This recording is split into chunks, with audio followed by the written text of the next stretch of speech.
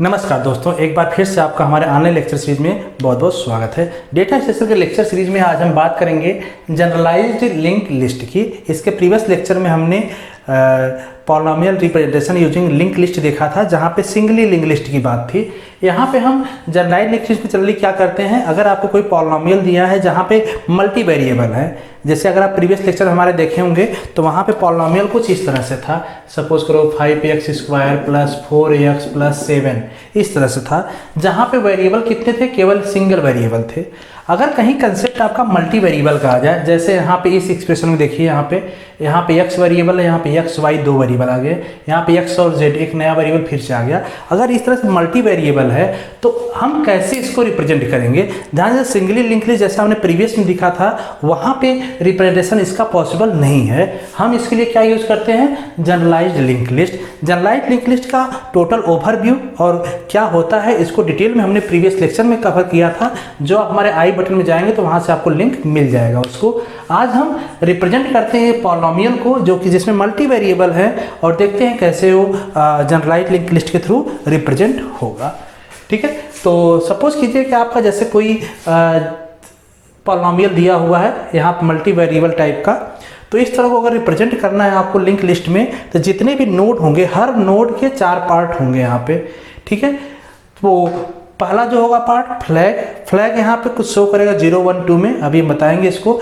इसके बाद यहाँ पे वेरिएबल हो सकता है या कोफिशिएंट हो सकता है या डाउन पॉइंटर, इन तीनों में से कोई भी एक हो सकता है।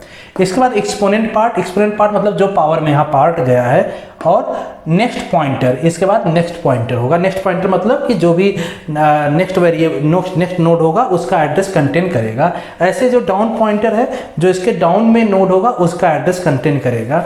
ठीक है, तो 1 बाय 1 समझते हैं इसका क्या है। फ्लैग ध्यान दीजिए, यहाँ पे 3 वैल्यू हो सकता है, 0 हो सकता है, 1 हो सकता है, 2 हो सकता है। अगर फ्लैग 0 है मतलब यहाँ पे वेरिएबल प्रेजेंट होगा। ठीक है, और फ्लैग अगर डाउन है, अगर 1 है, 1 मतलब है तो इसका मतलब क्या है, डाउन वेरिएबल प्रेजेंट है, मतलब इसके डाउन में कोई वेरिएबल हमें प्रेजेंट कराएंगे। ठीक है, इसके बाद अगर 2 है, 2 मतलब यहाँ पे कोफिशिएंट और एक्सपोनेंट पार्ट प्रेजेंट होगा, और नेक्स्ट पॉइंटर यहाँ पे हमेशा होगा। ठीक है, तो चलिए हम इसको रिप्रेजेंट करते हैं, देखते हैं कैसे रिप्रेजेंट होगा। अब देखिए यहाँ पे अगर हम एक जनरल में देखें तो 1 2 और 3, मुझे जनरली लग रहा है कि 3 नोड की बेसिक ज़रूरत पड़ेगी, तो हम 3 नोड यहाँ पहले बना लेते हैं। 1 2 3। अब ध्यान दीजिए, एक नोड हम अलग से बनाएंगे, एक नोड हम अलग से लेंगे जिसमें हम वेरिएबल बताते हैं कि वेरिएबल कितने को कौन सा है। तो वेरिएबल के लिए हम यहाँ पे ले लेते हैं। ठीक है, तो इस तरह से देखेंगे, अगर 1 2 3 4 3 पार्ट है तो स्टार्टिंग में 4 नोड ऐसे बनेंगे, मतलब यहाँ पे जितने होंगे उससे एक ज़्यादा, जैसे कि हम यहाँ पे वेरिएबल डिक्लेयर कर पाए, ऐसे हर लेवल में जाएगा। अगर नेक्स्ट लेवल में डाउन जाते हैं तो वहाँ भी हम वेरिएबल के लिए एक एक्स्ट्रा लेंगे। ठीक है, अब देखिए हम यहाँ पे सबसे पहले लेंगे 0 मतलब 0 फ्लैग में ले लिए, तो यहाँ मतलब वेरिएबल होगा। ध्यान दीजिए, वेरिएबल प्रेजेंट, वेरिएबल कौन सा प्रेजेंट है यहाँ पे, x। ठीक है, इसके बाद x है, अभी हम इसको एक्सपोनेंट पार्ट या कोफिशिएंट पार्ट यहाँ पे कुछ नहीं लिख रहे, इसको हम सीधा नेक्स्ट ला रहे हैं। अब नेक्स्ट आ गए, अब यहाँ से हम इस नोड को रिप्रेजेंट करेंगे। ध्यान दीजिए, ये नोड को रिप्रेजेंट नहीं किया, ये केवल वेरिएबल बताया कि इस रो में सारा जो ऑपरेशन होगा केवल किस वेरिएबल के लिए होगा, x वेरिएबल के लिए। तो x वेरिएबल का पहला नोड देखिए यहाँ पे क्या है, 9 कोफिशिएंट है, 5 एक्सपोनेंट है, और x आपका वेरिएबल है। तो क्या होगा यहाँ पे 2। अगर हम 2 लेते हैं तो कोफिशिएंट एक्सपोनेंट प्रेजेंट होंगे, तो यहाँ हो जाएगा कोफिशिएंट 9 एक्सपोनेंट 5 और एक नेक्स्ट पॉइंटर। ठीक है, अब देखिए यहाँ पे एक तो x तो चल ही रहा है, इसके साथ एक y नया वेरिएबल आ गया, मतलब x तो चलेगा लेकिन y डाउन में आएगा। तो डाउन में आने के लिए हम क्या करेंगे, फ्लैग ले लेंगे 1, यहाँ पे ले लेंगे डाउन पॉइंटर। ठीक है, यहाँ पे क्या लेंगे हम, डाउन पॉइंटर।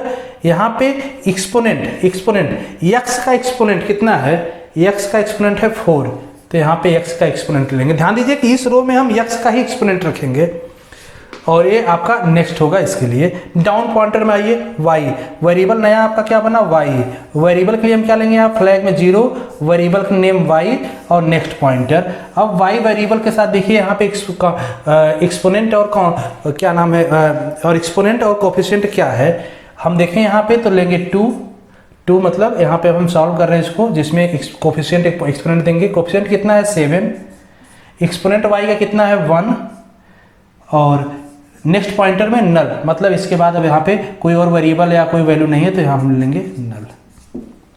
ठीक है, अब आ जाइए इस पे। जब हम इस पे आएंगे तो अब यहाँ पे देखिए क्या है 10xz, मतलब अगेन यहाँ पे एक नई वेरिएबल जनरेट हो रही है, ये नहीं हो रहा है, तो मतलब यहाँ पे हम ले लेंगे 1 डाउन पॉइंटर, x का एक्सपोनेंट, x का एक्सपोनेंट कितना है यहाँ पे 1, क्योंकि x के पावर 1 ही तो होगा बाय डिफॉल्ट, और यहाँ पे नल हो जाएगा नेक्स्ट में, मतलब इसके बाद कोई भी नोड नहीं है। अब z के लिए आएंगे, z के लिए एक वेरिएबल बनाइए, z के लिए एक वेरिएबल आएंगे 0 वेरिएबल नेम z, और नेक्स्ट पॉइंट z के साथ अब इसके कोफिशिएंट एक्सपोनेंट लिखिए। कोफिशिएंट कितना है 10, यहाँ पे फ्लैग आ जाएगा 2, कोफिशिएंट 10, और z का एक्सपोनेंट कितना है 1, और नेक्स्ट पॉइंटर हो जाएगा नल। तो इस तरह से रिप्रेजेंट आपका जो पॉलिनोमियल था मल्टी वेरिएबल, इस तरह से रिप्रेजेंट आपका हो गया। ठीक है, तो एक और क्वेश्चन हम लेते हैं, थोड़ा सा लेंदी क्वेश्चन लेते हैं और आपको सॉल्व करके दिखाते हैं कैसे आप सॉल्व कर सकते हैं एग्जाम में अगर आता है देन। तो एक क्वेश्चन देखते हैं, इसी को आपको यहाँ पे थोड़ा सा बड़ा क्वेश्चन है क्योंकि आपके एग्जाम में ऐसे ही कॉम्प्लिकेटेड क्वेश्चन आएंगे। तो इसको अगर बोल दिया कि जनरलाइज लिंक लिस्ट से रिप्रेजेंट करना है तो कैसे रिप्रेजेंट करेगा, बहुत इजी है, आप समझिए 1 बाय 1 स्टेप को, फिर इसके बाद इजीली कंप्लीट कर जाएंगे। अगर जनरली देखें तो स्टार्ट में कितने नोड लेके चलेंगे, एक, तो इसके लिए 1 2 3 4 तो मेन नोड होंगे जो कि इस इंफॉर्मेशन को कंटेन करेंगे यहाँ पे। तो चलिए हम 4 नोड बना लेते हैं यहाँ पे, 1 2 3 और एक हमने ले लिया 4।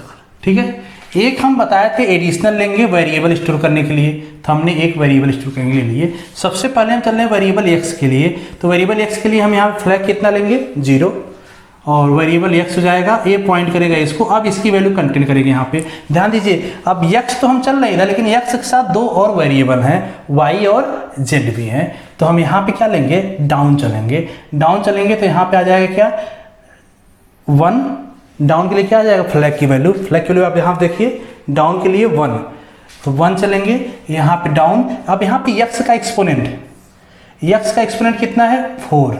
ठीक है, ये हो जाएगा पॉइंटर इसके लिए। ठीक है, अब हम आएंगे यहाँ पे x का हो गया, यहाँ पे न्यू वेरिएबल क्या है y, तो न्यू वेरिएबल y को हम कैसे लेंगे 0 y, और ये नेक्स्ट आ जाएगा।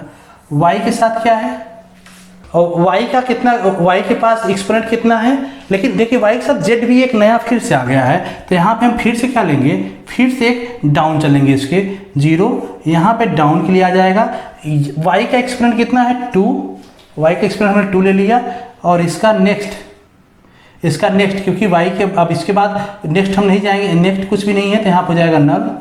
ठीक है, डाउन में आ जाएंगे, डाउन में क्या है z, तो हम अगेन लेंगे एक z बनाएंगे, मतलब 0 z, और इसको पॉइंट करेगा न्यू नोड को एक, जहाँ पे कोफिशिएंट कितना है -4, तो हम यहाँ लेंगे 2, कोफिशिएंट -2। ध्यान दीजिए फ्लैग की वैल्यू 2 किस लिए दे रहे हैं, क्योंकि कोफिशिएंट और एक्सपोनेंट दोनों एंट्री करना है, तो यहाँ हो जाएगा -4, और z का एक्सपोनेंट कितना है 3, और इसका नेक्स्ट पॉइंटर हो जाएगा नल।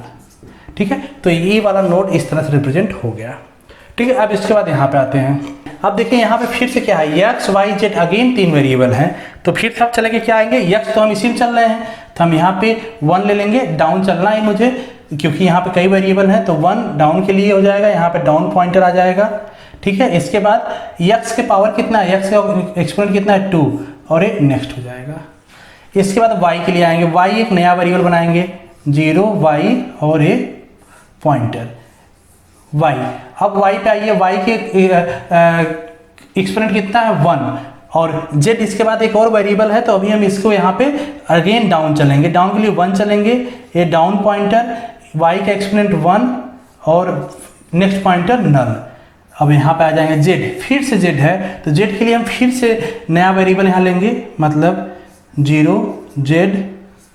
ठीक है, और ये पॉइंट करेगा नोड को, जो मेन नोड है, यहाँ पे z का, अब यहाँ पे लेंगे कोफिशिएंट कितना है 10, मतलब 2, यहाँ पे तो कोफिशिएंट और एक्सपोनेंट दोनों एंट्री करेंगे, तो फ्लैग की वैल्यू कितनी होगी 2, तो यहाँ पर हो जाएगा 10, यहाँ हो जाएगा z का एक्सपोनेंट 2, और ये हो जाएगा नल। ठीक है, तो इस तरह से ए भी रिप्रेजेंट हो गया। आते हैं इस पे, अब देखिए यहाँ पे क्या है 7xyz, अगेन कई वेरिएबल है तो फिर से हम डाउन चलेंगे, मतलब यहाँ पर जाएगा 1 डाउन, x के पावर कितना है, यहाँ पे एक्सपोनेंट आ जाएगा x का, और ये नेक्स्ट इसके लिए। अब देखिए यहाँ पे y, अब यहाँ पे हम बनाएंगे y 0 y next, 0 y next पे क्या y का कितना है एक्सपोनेंट, y और z, अगेन एक वेरिएबल और z है उसके बाद, तो यहाँ फिर से हम 1 ले लेंगे फ्लैग डाउन चलने के लिए, ठीक है, और y का एक्सपोनेंट कितना है 1, और यहाँ पे जाएगा नल, इसके बाद कोई भी नहीं है। अब यहाँ पे z, अब यहाँ पे z एक नया वेरिएबल बनाएंगे 0 के साथ ही फ्लैग 0 का तभी बनेगा, यहाँ पे z, और ये नेक्स्ट पॉइंट करेगा। नेक्स्ट किसको पॉइंट करेगा, z की केस में आपका एक कोफिशिएंट और एक्सपोनेंट दोनों आएगा, तो यहाँ हो जाएगा 2, फ्लैग में 2 हो जाएगा, कोफिशिएंट 7, फ्लैग में 1 क्योंकि z पावर 1 है, और यहाँ हो जाएगा नल। ठीक है, तो इस तरह से आपका ए भी रिप्रेजेंट हो गया। क्लियर है? ठीक है, अब लास्ट में आते हैं यहाँ पे। अब देखिए यहाँ पे कोई भी वेरिएबल नहीं है, कोई वेरिएबल नहीं है, तो बाय डिफॉल्ट हम मान के चलते हैं x के पावर में 0। क्या किसी के भी पावर में 0 चलोगे तो ऑटोमेटिक उसकी वैल्यू कितनी आ जाएगी, 1 ही आएगी। तो यहाँ पे सिंपली 2 लेंगे हम, और कोफिशिएंट पार्ट ए ले लेंगे 45, एक्सपोनेंट पार्ट कितना हो जाएगा 0, ठीक है, और यहाँ हो जाएगा नल। एक्सपोनेंट पार्ट 0 क्या होगा, जैसे आप x पावर 0 कर दें तो 0 तो हो गया इसका, और इसकी टोटल वैल्यू कितनी हो जाएगी 1, तो 1 मल्टीप्लाई 45 ही हो जाएगा। ठीक है, तो होप सो आपको रिप्रेजेंटेशन क्लियरली समझ में आ गया होगा। कोई डाउट हो, कोई क्वेरी हो तो आप कमेंट बॉक्स में जरूर कीजिएगा, उसका रिप्लाई दिया जाएगा। तो यहाँ पे लिंक लिस्ट का टोटल लेक्चर मेरा एंड हो रहा है। नेक्स्ट लेक्चर से हम बात करेंगे डेटा स्ट्रक्चर के किसी अनदर टॉपिक पे। तो मिलते हैं नेक्स्ट लेक्चर में।